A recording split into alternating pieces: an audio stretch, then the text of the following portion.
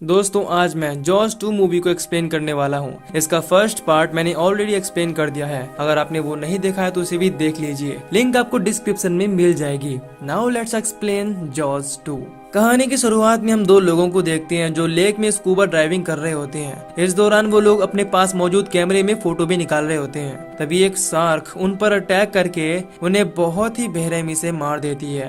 इसके बाद हम एमिटी टाउन का सीन देखते हैं जहाँ पर टीना नाम की एक लड़की होटल की ओपनिंग सेरेमनी के लिए रिबन काटती है क्योंकि वो होटल के ओनर की बेटी थी। इस दौरान वहाँ पर पुलिस चीफ मार्टिन भी होता है। इसके बाद हम एक लेडी को देखते हैं जो अपनी मॉम के साथ वाटर स्काई ड्राइविंग कर रही होती है। ये देखकर वहाँ पर मौजूद टीना अपने बॉयफ्रेंड एडी से उन्हें ज्वाइन करने के लिए कहती है, लेकिन वो इस चीज के लिए मना कर देता है। तभी हम देखते हैं कि स्काई डाइविंग कर रही लड़की का एक शार्क पीछा करने लगती है और इससे पहले कि उसे इस चीज का अंदाजा होता, वो शार्क पलक झपकते ही उसे खा जाती है। फिर जब उस लड़की की मॉम देखती है कि उसकी बेटी वहाँ पर नहीं है तो वो बहुत ही ज्यादा परेशान हो जाती है और अपनी बेटी को आवाज लगाने लगती है। तभी वो शार्क उस लेडी की बोट पर भी अटैक कर देती है जिससे बोट टूट जाती है और अब वो लेडी समझ चुकी थी कि वो शार्क उसे भी मार डालेगी। इसीलिए वो बोट में रखा हुआ फ्यूल शार्क पर डालने की कोशिश करती है, लेकिन इस दौरान कुछ फ्यूल बोट पर भी गिर जाता है। इसीलिए जब वो लेडी फ्लेयर गन से आग लगाने की कोशिश करती है तो बोट ब्लास्ट हो जाती है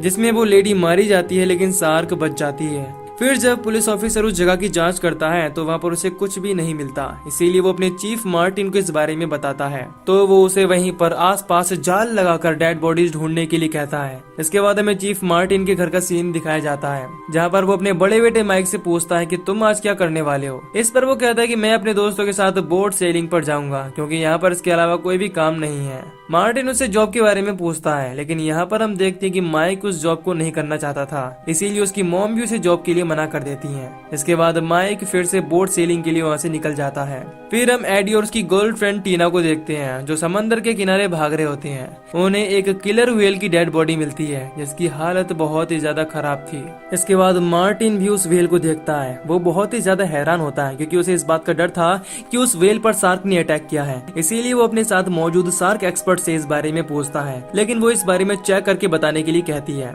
इस दौरान मार्टिन अपने बेटे माइक को भी बोट सेलिंग पर जाने से मना कर देता है। हालांकि वो इस चीज के लिए जिद करता है, लेकिन मार्टिन उसे इग्नोर कर देता है। इसके बाद मार्टिन मियर के पास पहुंचता है और उसे शार्क के बारे में बताता है, लेकिन वो कहता है कि ये सब कुछ तुम्हारी मनगढ़ंत कहानियां हैं। तुम्हारे पास इस चीज का कोई भी सबूत नहीं है। अगर ऐसा होता तो हमें पहले ही पता चल जाता। इससे मार्टिन गुस्से में वहाँ से चला जाता है। फिर जब मार्टिन समुद्र के किनारे से होकर जा रहा होता है तभी उसे समुद्र के अंदर कुछ दिखाई देता है। इसीलिए वो चेक करने के लिए पानी में पहुंचता है जहां उसे एक डेड बॉडी मिलती है जिसकी हालत बहुत ही ज्यादा खराब थी। ये देखकर मार्टिन बहुत ही ज्यादा घबरा जाता है। इसके बाद मार्टिन साइनाइड जहर को गन की बुलेट्स में डालता है जिससे वो उस शार्क का सामना कर सके। फिर जब वो अपनी वाइफ से मैट के फोन के बारे में पूछता है जिसे उसने अपनी हेल्प के लिए कांटेक्ट किया था तो उसकी वाइफ बताती है कि मैट अंटार्कटिक महासागर में एक रिसर्च के लिए गया है, इसीलिए वो यहाँ नहीं आ सकता। इसके बाद वो अपने बेटे माइक को बोट सेलिंग के लिए मना करता है और एक जॉब बताता है। इसे ना चाहते हुए भी वो करने के लिए तैयार हो जाता है। फिर अगले दिन मार्टिन शार्क टावर पर पहरा दे रहा होता है जिससे वो शार्क को दूर से ही देख सके। हालांकि ये चीज वहाँ पर मौजूद मियर को बिल्कुल भी पसंद नहीं आती क्योंकि इसकी वजह से वहाँ पर आने वाले टूरिस्ट के मन में डर बैठ सकता था। तभी मार्टिन को पानी के अंदर हलचल दिखाई देती है जिससे उसे लगता है कि वो शार्क है। इसीलिए वो सब लोगों को इस बारे में आगाह करता है और पानी से बाहर निकलने के लिए कहता है। फिर वो खुद बीच के किनारे पहुंचकर उस परछाई पर लगातार गन से अटैक करता है, लेकिन उसे पता चलता है कि वो सिर्फ छोटी मछलियों का झुंड था। इस वजह से सब लोग उसका मजाक उड़ाने लगते हैं। फिर जब मार्टिन पुलिस स्टेशन में होता है तभी उसके पास फिल का कॉल आता है जो उसे बताता है कि डेड बॉडी के साथ एक कैमरा भी था जिसके अंदर कुछ फोटोज हैं जो हो सकता है कि तुम्हारी कुछ हेल्प कर सके। अब मार्टिन उन फोटोज को देखने के लिए वहाँ पहुँचता है। फिर जैसे ही फिल इन फोटोज को प्रिंट करता है तो मार्टिन उन्हें देखकर बहुत ही ज्यादा हैरान हो जाता है और उन्हें लेकर मेयर हाउस में पहुंचता है जहां पर एक मीटिंग हो रही थी। इसीलिए वो मेयर के साथ साथ बाकी लोगों को भी फोटोज दिखाता है और बताता है कि ये एक शार्क की फोटो है, लेकिन वो लोग उसकी इस बात का बिल्कुल भी भरोसा नहीं करते। शायद इन सबकी आंखें फूट चुकी थी। खैर फिर हम माइक को देखते हैं जिसके दोस्त उसका मार्टिन की वजह से मजाक उड़ाते हैं।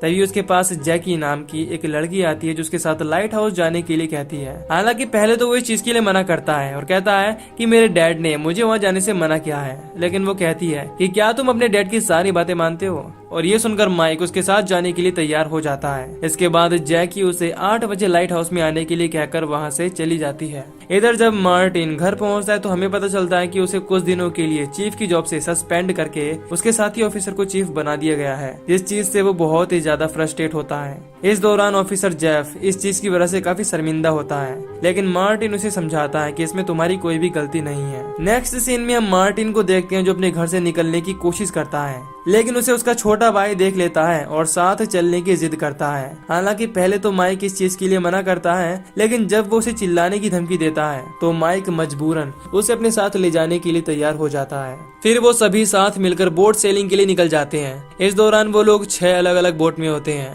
और क्योंकि माइक के साथ जैकी होती है इसीलिए उसका भाई शॉन उससे अलग मर्ज नाम की एक लड़की के साथ होता है। इधर कुछ लोग स्कूबा डाइविंग कर रहे होते हैं, तभी उन लोगों पर शार्क अटैक कर देती है और उनमें से एक घायल हो जाता है, लेकिन वो उसे बाहर निकाल लेते हैं और इलाज के लिए वहाँ से ले जाते हैं। फिर हम एडी और टीना को देखते हैं जो बाकी लोगों से अलग हो गए होते हैं। तभी उनकी बोट पर शार्क अटैक कर देती है जिससे एडी पानी में गिर जाता है। हालांकि टीना उसे आवाज लगाती है और जल्दी से बोट तक आने के लिए कहती है, लेकिन उससे पहले ही वो शार्क उस पर अटैक करके उसे बहुत बेरहमी से मार देती है। इधर जब मार्टिन और उसकी वाइफ को शार्क के बारे में पता चलता है तो वो दोनों ही बीच पर पहुँचते हैं, जहाँ पर उन्हें वही आदमी मिलता है जिस पर स्कूबा डाइविंग के समय शार्क ने अटैक किया था। इस दौरान वहाँ पर मौजूद ऑफिसर जेफ उन्हें ये बताता है कि उनका माइक भी बोट सेलिंग कर रहा है। इस बात से वो दोनों बहुत ही ज्यादा डर जाते हैं और मना करने के बावजूद पुलिस की बोट लेकर वहाँ से जाने लगते हैं। हालांकि पहले तो जेफ मार्टिन को मना करता है, लेकिन जब वो समझ जाता है कि मार्टिन उसकी बात नहीं मानेगा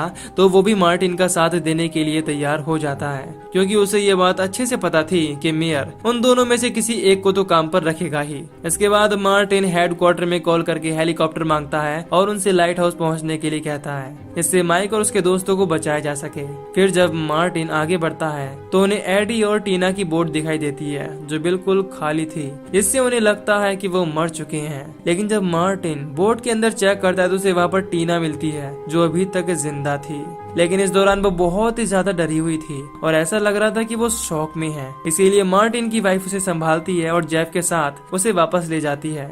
फिर हम लाइट हाउस पहुंचे माइक और उसके दोस्तों को देखते हैं। इनमें से एक की बोट पर शार्क अटैक कर देती है, लेकिन वो माइक की बोट तक पहुंच जाता है, इसीलिए वो शार्क उस बोट पर भी अटैक कर देती है और बोट को उल्टा कर देती है। इसके बाद वो शार्क मर्ज की बोट पर भी अटैक करती है, इसीलिए मर्ज शॉन के साथ पानी में कूद जाती है, जिसके बाद वो शार्क वहाँ से चली जाती है। इस दौरान सब लोग सही सलामत बोट तक पहुंच जाते हैं, लेकिन माइक पानी के अंदर ही बेहोश हो जाता है और वो शार्क उसकी तरफ बढ़ने लगती है। लेकिन इससे पहले कि वो उस पर अटैक कर पाती, माइक के दोस्त उसे बचा लेते हैं। अब क्योंकि माइक घायल था, इसीलिए उसके दोस्त उसे डॉक्टर के पास ले जाने के लिए निकल पड़ते हैं। फिर सब लोग आपस में अपनी बोट बांध लेते हैं, जिससे वो एक साथ रह सकें और वहीं पर हेल्प का इंतजार करने लगते हैं। तभी हेलीकॉप्टर उन लोगों को ढूंढता हुआ वहां पर पहुंच जाता है, लेकिन जैसे ही पायलट हेलीकॉप्टर से उनकी बोट को खींचकर निकालने की कोशिश करता है, तभी हेलीकॉप्टर पर शार्क अटैक कर देती है और देखते ही देखते हेलीकॉप्टर को पानी में डुबा देती है। इसके साथ साथ पायलट भी मारा जाता है। फिर वो शार्क बाकी लोगों पर भी अटैक कर देती है, जिससे बॉब और शॉन दोनों ही पानी में गिर जाते हैं। लेकिन इससे पहले कि शार्क उन पर अटैक कर पाती, बॉब के दोस्त उसे बचा लेते हैं। लेकिन जब मर्ज शॉन को बचा रही होती है, तभी शार्क उस पर अटैक करके उसे बहुत ही बेरहमी से मार देती है। इसके बाद सब लोग बोट पर बैठे शॉन की तरफ रस्सी फेंककर उसे अपनी तरफ आने के लिए कहते हैं, लेकिन वो बहुत ही ज्यादा डर गया होता है, इसीलिए वो कुछ भी नहीं कर पा रहा होता। लेकिन जब सब लोग उसे समझाती हैं कि हम जब तुम्हारी तरफ रस्सी फेंकेंगे तो तुम हमारी तरफ आ जाना, तो वो मान जाता है। फिर शॉन वैसा ही करता है और रस्सी को पकड़कर बांध देता है। इससे सब लोग उसे अपने पास खींच लेते हैं और वो बच जाता है। तभी शॉन का धक्का लगने की वजह से लैरी पानी में गिर जाता है, लेकिन सब लोग उसे बचा लेते हैं। हालांकि उनके पास कोई भी सहारा नहीं था, इसीलिए वो लोग पूरी तरह से निराश हो जाते हैं। फिर हम मार्टिन को देखते हैं, जिसे माइक और उसके दोस्त मिल जाते हैं, जो माइक को हॉस्पिटल ले जा रहे होते हैं। इस दौरान माइक अपने डैड से सॉरी बोलता है और कहता है कि मैंने यहाँ आकर बहुत बड़ी गलती कर दी। साथ ही साथ वो ये भी बताता है कि हम पर शार्क ने अटैक किया था। हालांकि मैं तो बचकर यहाँ आ गया, लेकिन मेरे कुछ साथियों के साथ शॉन भी केवल जंक्शन के पास ही है। इसीलिए मार्टिन माइक को लाइट हाउस के पास ही रुकने के लिए कहकर खुद अकेले ही माइक के दोस्तों की हेल्प करने के लिए केवल जंक्शन की तरफ बढ़ने लगता है। इधर माइक के दोस्त किसी तरह से केवल जंक्शन तक पहुंचने की कोशिश कर रहे होते हैं। तभी उनकी बोट में मौजूद जैकी नाम की लड़की बहुत ही ज्यादा डर जाती है और चिल्लाने लगती है। इसीलिए सब लोग उसे समझाते हैं और चुप रहने के लिए कहते हैं। इससे जैकी रोने लगती है। तभी उन सबको मार्टिन की बोट दिखाई देती है जो उनकी तरफ आ रही थी। उसे देखकर वो सभी बहुत ही ज्यादा खुश हो जाते हैं क्योंकि उन्हें लग रहा था कि अब वो सभी बच गए। फिर जब मार्टिन उन तक पहुंचकर उनकी बोट को अपनी बोट से बांध रहा होता है तभी शार्क मार्टिन की बोट पर अटैक कर देती है। इससे मार्टिन गलती से उस बोट को किनारे पर फंसा देता है। इसके बाद मार्टिन फिर से वहाँ मौजूद लड़कों की तरफ रस्सी फेंकता है जिससे वो अपनी बोट को अच्छे से बांध लेते हैं। फिर जब वो लोग रस्सी खींच रहे होते हैं उसी समय वो शार्क फिर से बोट पर अटैक कर देती है। इसीलिए पानी में गिरे हुए सभी बच्चे किनारे तक पहुंचने की कोशिश करने लगते हैं। तभी वो शार्क शॉन और जैकी के पास पहुंच जाती है। इधर जब मार्टिन हुक को खींचता है तो उसमें फंसी हुई केबल बाहर आ जाती है जिसकी हेल्प से मार्टिन शॉन और जैकी की तरफ बढ़ने की कोशिश करता है। तभी शार्क उन लोगों की बोट पर अटैक कर देती है। ये देखकर मार्टिन एक लकड़ी की हेल्प से केबल पर वार करके आवाज करता है और शार्क को अपनी तरफ अट्रैक्ट करने की कोशिश करता है। हालांकि वो इस चीज में कामयाब हो जाता है। फिर जैसे ही शार्क केबल पर अटैक करती है मार्टिन केबल से दूर हो जाता है और उसके देखते ही देखते शार्क बहुत बुरी तरह से जलकर मारी जाती है। ये देखकर सब लोग बहुत ही ज्यादा खुश होते हैं क्योंकि अब उनकी जान बच गई थी। फिर जब मार्टिन शॉन के पास पहुंचता है तो वो बताता है कि माइक मुझे यहाँ जबरदस्ती लेकर आया है। इस पर मार्टिन कहता है कि मुझे तुम पर पूरा विश्वास है और इसी के साथ ये मूवी यहीं पर खत्म हो जाती है। तो दोस्तों अगर आपको इस मूवी की एक्सप्लेनेशन पसंद आई हो तो वीडियो को लाइक और चैनल को सब्सक्राइब कर दीजिए। बाकी मैं मिलूंगा आपसे न्यू वीडियो में। Till then take care, love you, bye bye.